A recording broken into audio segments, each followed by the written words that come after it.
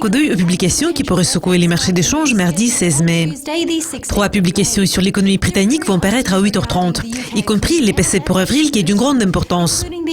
Le taux d'inflation annuel s'est établi au niveau de 2,3% en mars. Il n'a pas changé par rapport au niveau enregistré en février. La deuxième publication qui va paraître à la même heure est celle des prix à la production pour avril. Les prix ont augmenté de 0,4% en glissement mensuel en mars.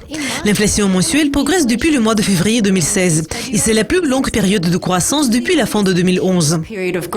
L'indice des prix du logement pour mars est la dernière publication qui va paraître à 8h30.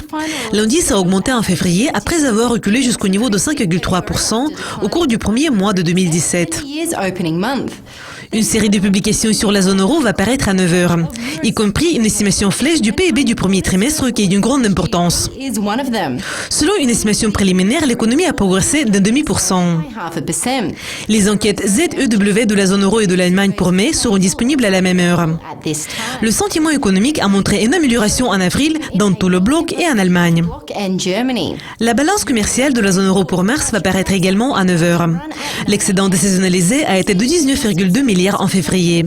Et c'est une hausse par rapport à l'excédent de 15,7 milliards enregistré en janvier. Les mises en chantier et les permis de construire des États-Unis pour avril seront publiés à 12h30 GMT. En mars, les mises en chantier ont reculé et les permis de construire ont augmenté. Les productions industrielles des États-Unis pour avril sera publiée à 13h15. Les productions ont rebondi de 0,5% en mars, après être restées inchangées en février.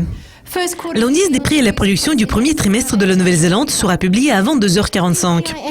Les prix des intrants et les prix et la production ont augmenté au 4e trimestre de l'année dernière.